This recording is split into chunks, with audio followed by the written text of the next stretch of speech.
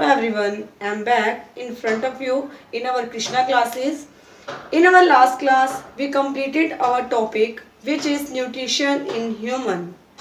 In this video, we complete our second chapter which is nutrition in animal. In this video, we will complete our two topic which is nutrition in grass eating animal and nutrition in amoeba. इस topic को start करने से पहले I have a question for you. आप लोगों ने बहुत सारे एनिमल्स देखे होंगे, उनमें से कुछ एनिमल्स ग्रास ईटिंग भी देखे होंगे जो ग्रास को ईट करते हैं। तो उन्हीं में से हम एक एग्जांपल लेते हैं काऊ का, या बफेलो ले सकते हो। आपने नोटिस किया होगा जब भी काऊ एंड बफेलो ग्रास ईट करती हैं तो पहले तो आपने नोटिस किया वो फटाफट अपनी जो ग्रास है, अपना जो फोडर है उसको खा जाती हैं। लेकिन कुछ टाइम बाद जब वो रेस्ट कर रही होती है तो आपने नोटिस किया होगा कि जैसे वो कुछ ना कुछ च्यू करती रहती हैं। वो ऐसा क्यों करती हैं या उनके माउथ में ऐसा क्या होता है, इस सब टॉपिक के बारे में हम डिस्कशन करेंगे कि जो काऊ एंड बफेलो इनकी जो ग्रास ईटिंग एनिमल्स होते हैं उनके अंदर न्यूट्रिशन कैसे होता है, क्या प्रोसेस होती है, क्या ह्यूमन में जिस तरह से न्यूट्रिशन होता है क्या उसी तरह से एनिमल्स में होता है या नहीं होता है, तो हम इस बारे में डिस्कस करते हैं। अब जो काऊ या बफेलो नॉर्मली बात करें, जो प्लांट ईटिंग एनिमल्स हैं इनकी जो ग्रास ईट करते हैं, यानी कि जो एनिमल ग्रास ईट करते हैं, जिस तरह से हमारे फूड के अंदर डिफरेंट डिफरेंट कंपोनेंट्स होते हैं लाइक कार्बोहाइड्रेट, फैट, उसी तरह से जो ग्रास होती है इसमें भी एक रिच क्वांटिटी के अंदर सेल्यूलोज होता है। ठीक है, एंड जो सेल्यूलोज है एक तरह से कार्बोहाइड्रेट की फॉर्म है, इनकी एक तरह से कार्बोहाइड्रेट होता है। याद रखना ये चीज, आपके क्वेश्चन जो आपका एग्जाम है उसके पॉइंट ऑफ व्यू से भी ये बेटर क्वेश्चन है कि जो ग्रास होती है उसमें कौन सा कार्बोहाइड्रेट होता है, तो आंसर क्या आएगा, सेल्यूलोज आएगा। अब हम बात करते हैं कि जो ग्रास ईट करती हैं तो वो कहाँ लेके जाते हैं, कैसे उनके माउथ में वापस आता है, जो माउथ में वापस लेके आते हैं उस प्रोसेस को क्या कहते हैं, हम इस बारे में अब डिस्कशन करते हैं। अब जिस तरह से जो ह्यूमन बीइंग है वो कुछ भी ईट करता है तो ओएसोफेगस के थ्रू वो हमारे स्टमक में जाता है, उसी तरह से एनिमल्स के अंदर भी क्या होता है, ग्रास ईटिंग एनिमल्स के अंदर वो जो भी फूड ईट करती हैं वो उनके ओएसोफेगस से होता हुआ स्टमक में जाता है। लेकिन जो ह्यूमन बीइंग का स्टमक है एंड जो ग्रास ईटिंग एनिमल्स का स्टमक है वो बहुत ज़्यादा डिफरेंट है। जिस तरह हमारे स्टमक के अंदर क्या था, डिफरेंट डिफरेंट टाइप के जूसेस रिलीज हुए थे एंड हमारा फूड डाइजेस्ट हुआ था, उसी तरह से जो रूमिनेंट्स यानी कि ग्रास ईटिंग एनिमल्स हैं उनके स्टमक के अंदर क्या है, डिफरेंट डिफरेंट चैम्बर्स होते हैं जिसके अंदर फिर फूड स्टोर होता है, डाइजेस्ट होता है। लेकिन इन सबको करने से पहले हमें जानना होगा कि जो ग्रास ईटिंग एनिमल्स हैं इनको कहते क्या हैं, इनकी जो मतलब माउथ में अपने फोडर को वापस लेके आते हैं उस प्रोसेस को क्या कहते हैं, तो हम पहले उसके बारे में जानते हैं, बाद में उनके स्टमक के जो डिफरेंट डिफरेंट चैम्बर्स हैं उनके बारे में बात करते हैं। अब आपने काऊ एंड बफेलो को देखा कि जो है वो अपने जो ग्रास है, फोडर है, उसको जब ईट करती हैं तो वो उसको क्विकली ईट कर लेती हैं, ठीक है, एंड उसको अपने स्टमक में ले जाते हैं। अब जैसे मैंने अभी बताया था कि उनका जो स्टमक है वो 4 चैम्बर्स में डिवाइड होता है, एक तरह से 4 पार्ट्स बने होते हैं। जो फोडर क्विकली ईट किया गया वो जाके स्टमक के रुमेन वाले पार्ट में स्टोर हो जाता है, रुमेन वाले पार्ट में स्टोर हो जाता है। एंड ये जो फोडर या जो फूड स्टोर होता है रुमेन में वो पार्शली डाइजेस्ट होता है, इनकी कंप्लीटली नहीं होता, थोड़ा डाइजेस्टेड फूड होता है। एंड जो पार्शली डाइजेस्टेड फूड है उसको कहा जाता है कर्ड। ये आपने याद रखना है कि जो ग्रास ईटिंग एनिमल के अंदर जो पार्शली डाइजेस्टेड फूड होता है, जो रुमेन में स्टोर रहता है, उसको क्या कहते हैं, कर्ड कहते हैं। इसको माउथ में लाना एंड देन च्यू करना, इस प्रोसेस को कहा जाता है रूमिनेशन, रूमिनेशन। एंड जो एनिमल्स ऐसा करते हैं उन एनिमल्स को कहा जाता है रूमिनेंट, उनको कहा जाता है रूमिनेंट। हम बात करते हैं कि जो रूमिनेंट्स के अंदर स्टमक के अंदर 4 चैम्बर्स होते हैं, उन वो कौन कौन से चैम्बर हैं, उनके नेम क्या है।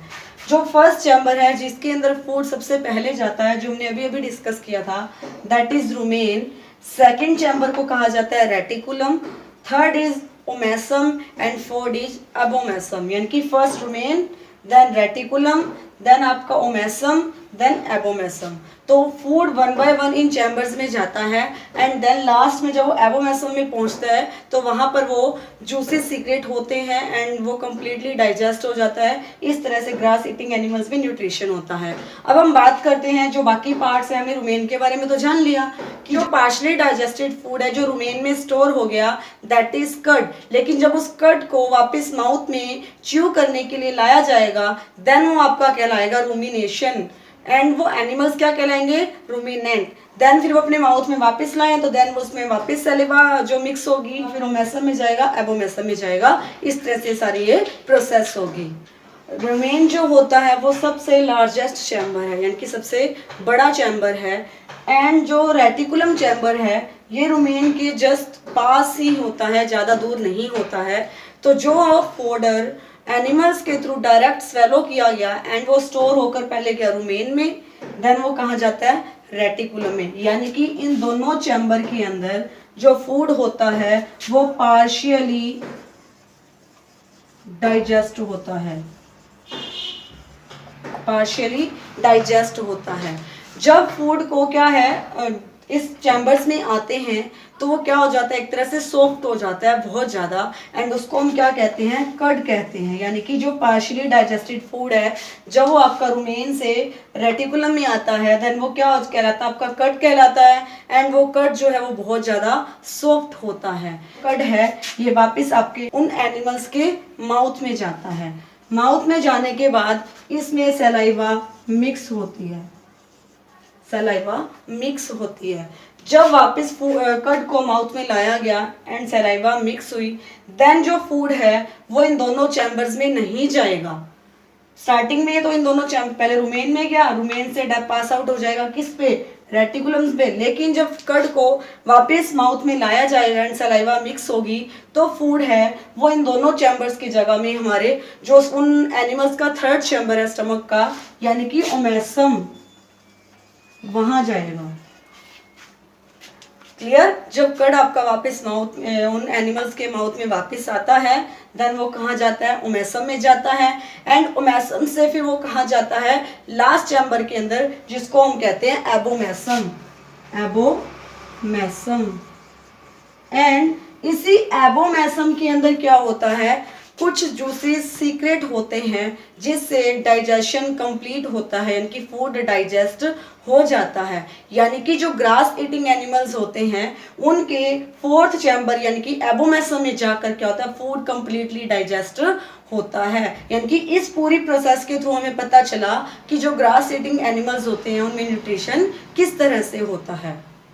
फिर जिस तरह से हमारा फूड जब स्टमक के अंदर डाइजेस्ट जितना डाइजेस्ट होना हो जाता है देन वो कहाँ जाता है, स्मॉल इंटेस्टाइन के अंदर। उसी तरह से ही एबोमेसम के अंदर फूड जो जूसेस रिलीज हुए इस चैम्बर के अंदर एंड फूड डाइजेस्ट हुआ देन वो कहाँ ट्रांसफर हो जाता है, स्मॉल इंटेस्टाइन में ट्रांसफर हो जाता है।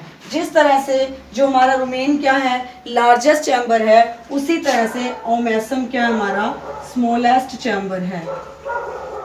ओमेसम क्या है, स्मॉलेस्ट चैम्बर होता है उन रूमिनेंट्स के अंदर। तो फिर लास्ट में जब वो स्मॉल इंटेस्टाइन में फूड जाता है देन उसमें अब्जॉर्प्शन की प्रोसेस होती है। जिस तरह से हमने इस चैप्टर को स्टार्ट करने से पहले डिस्कशन किया था कि जो डिफरेंट एनिमल्स हैं वो डिफरेंट वे से अपना न्यूट्रिशन करते हैं। जिस तरह से एक स्पाइडर होती है वो अपने वेब से क्या करती है, अपना फूड ऑब्टेन करती है, उसी तरह से जो आपका फ्रॉग है वो क्या करता है, टंग से करता है। एंड जो जितने भी इंसेक्ट होते हैं, मॉस्किटोज होते हैं, वो ब्लड को सक करते हैं, चाहे वो एनिमल्स का हो चाहे वो ह्यूमन का हो। उसी तरह से न्यूट्रिशन इन अमीबा हम डिस्कस करते हैं कि एक अमीबा के अंदर जो डाइजेशन है या न्यूट्रिशन है वो किस तरह से होता है। सबसे पहले हमें पता होना चाहिए कि अमीबा है क्या। अमीबा जिस तरह से हमारी बॉडी है वो बहुत सारी सेल से मिलकर बनी है। अब क्वेश्चन अराइज होता है कि सेल क्या है। जिस तरह से एक बिल्डिंग को बनाने के लिए ब्रिक्स की ज़रूरत होती है, ईंटों की ज़रूरत होती है, उसी तरह से हमारी जो बॉडी होती है वो सबसे पहले मतलब उसकी मेन जो स्ट्रक्चरल यूनिट होती है वो होती है सेल। यानी कि हमारी बॉडी सबसे मतलब किससे बनी है, हम नॉर्मल बात कर सकते हैं कि हमारी बॉडी सेल से बनी है। उसी तरह से जो अमीबा है वो भी किससे बना है, सेल से बना। लेकिन जिस तरह हमारी बॉडी बहुत सारी सेल से मिलकर बनी है, लेकिन जो अमीबा होता है वो ओनली सिंगल सेल से बना है, यानी कि ऑर्गेनिज्म है जो एक सिंगल सेल से बना हुआ है। एंड ये मोस्टली जो पॉन्ड वाटर होता है उसमें होता है। फिर हम बात करते हैं अमीबा की शेप कैसी होती है। जैसे आपको स्ट्रक्चर में भी दिख रहा है कि इसकी अलग डिफरेंट टाइप्स की शेप है। जो अमीबा होता है इसकी इरेगुलर शेप होती है। इरेगुलर मीन्स ये कभी भी अपनी शेप को चेंज कर सकता है। अब क्वेश्चन अराइज ये होता है कि why amoeba change your shape. तो अमीबा क्या करता है, फूड को टेक इन करने के लिए अपनी शेप को चेंज करता है। बात आती है कि ये फूड को कैप्चर कैसे करता है, फूड लेता कैसे है, इसके अंदर डाइजेशन की प्रोसेस क्या होती है। आपको अमीबा ये नजर आ रहा है, इस तरह से इसकी इरेगुलर शेप है। ये जो आपको स्ट्रक्चर दिख रही है ये इसके फाल्स फीट यानी कि स्यूडोपोडिया कहते हैं इसको। स्यूडोपोडिया, इसको हम फाल्स फीट भी कह सकते हैं। फाल्स फीट यानी कि एक तरह से ये अमीबा के फीट हैं। तो ये क्या करते हैं, हेल्प करते हैं अमीबा की फूड को कैप्चर करने के लिए, फूड को पकड़ने के लिए। जैसे अमीबा को पता चलता है कि उसके आसपास फूड है तो ये क्या करता है, अपनी शेप को चेंज कर लेता है। पोडिया की वजह से हेल्प से क्या करता है, उस फूड को स्टोर कर लेता है और अपने अंदर ले जाता है। इसके अंदर किसी तरह का कोई स्टमक नहीं होता है। तो जैसे ही फूड को इसने लिया अपने अंदर स्यूडोपोडिया की हेल्प से, तो जहां पर फूड स्टोर है वहां पर क्या बन जाते हैं, एक तरह से क्या फॉर्म करता है, ये फूड वैक्यूल फॉर्म करता है जिसके अंदर वो फूड को स्टोर करके रखता है। जिस तरह से एक सर्कल का सेंटर होता है उसी तरह से जो सेल होती है उसका भी एक सेंटर होता है, जिस तरह से आपको दिखाई दे रहा है। इसको बोलते हैं न्यूक्लियस। क्या बोलते हैं, न्यूक्लियस। अभी हमने 3 बातें जानी, क्या कि अमीबा जो होता है ये फूड को टेक इन करने के लिए अपने स्यूडोपोडिया यानी कि फीड का यूज करता है। जैसे ही इसको फूड का पता चला कि इसके चारों ओर फूड है कहीं, तो ये अपनी शेप को चेंज करता है एंड स्यूडोपोडिया की हेल्प से क्या करता है, फूड को टेक कर लेता है एंड अपने अंदर स्टोर कर लेता है। अब ये जहाँ पर फूड स्टोर होता है वहाँ पर ऑटोमेटिक एक फूड वैक्यूल बन जाती है जिसके अंदर फूड स्टोर रहता है। वैक्यूल एक तरह से जैसे बकेट होती है, स्ट्रक्चर बन जाती है जिसके अंदर फूड स्टोर होता है, उसको कहते हैं फूड वैक्यूल। अब इसी फूड वैक्यूल के अंदर क्या होता है, जिस तरह से हमारे स्टमक के अंदर सीक्रेट हुए थे जूसेस, उसी तरह से इस फूड वैक्यूल में क्या होता है, सीक्रेट होते हैं जूसेस एंड देन जो हमारा इसके अंदर जो फूड होता है वो डाइजेस्ट हो जाता है, यानी कि वो सिंपलेस्ट फॉर्म में ब्रेक डाउन हो जाता है। देन इस तरह से फिर ये एसिमिलेशन की प्रोसेस करता है जिससे क्या होता है, ग्रो होता है। इस तरह से अमीबा के अंदर क्या होता है, न्यूट्रिशन होता है, यानी कि अमीबा के न्यूट्रिशन में उसके स्यूडोपोडिया की फास्ट फीड जो है उसकी हेल्प करते हैं। Second chapter which is nutrition in animals. इस चैप्टर में हमने जाना था कि जो एनिमल्स होते हैं उनके अंदर न्यूट्रिशन कैसे होता है। ह्यूमन भी एक तरह से क्या एनिमल ही तो है। फिर स्टार्टिंग में हमने बात की थी ह्यूमन के अंदर न्यूट्रिशन की, तो उसमें डिफरेंट स्टेप्स थे। डाइजेशन, सबसे पहले इंजेशन था, डाइजेशन था, फिर एब्जॉर्प्शन है, उसमें भी हमारा स्टमक है, स्मॉल इंटेस्टाइन है, ओसोफेगस है, डिफरेंट जो ऑर्गन हैं हमारे डाइजेस्टिव सिस्टम के वो हेल्प करते हैं। फिर हमने बात की थी ग्रास ईटिंग एनिमल की कि जो ग्रास ईटिंग एनिमल्स होते हैं उनमें कैसे न्यूट्रिशन होता है। उसमें भी हमने देखा कि जिस तरह से हमारा स्टमक है उसके कंपैरिजन में जो ग्रास ईटिंग एनिमल्स यानी कि रूमिनेंट्स होते हैं उनके स्टमक के डिफरेंट चैम्बर्स बने होते हैं जिसमें 1 बाय 1 हमारा जो उन एनिमल्स का फूड जाता है एंड लास्ट चैम्बर में वो डाइजेस्ट हो जाता है। फिर हमने बात की थी nutrition in amoeba. I hope आपको ये चैप्टर अच्छे से समझ आ गया होगा। अगर आपको कुछ भी प्रॉब्लम आ रही है तो आप इस यूट्यूब जो मेरा चैनल है कृष्णा क्लासेस, उसके अंदर सारे वीडियोस अवेलेबल हैं। तो आप अगर कोई भी टॉपिक अगर आपको समझ नहीं आया है तो आप उस चैनल पर जाकर अपनी जो पीछे वाली वीडियोज़ हैं, प्रीवियस वीडियोज़ हैं, उनको आप वॉच कर सकते हो।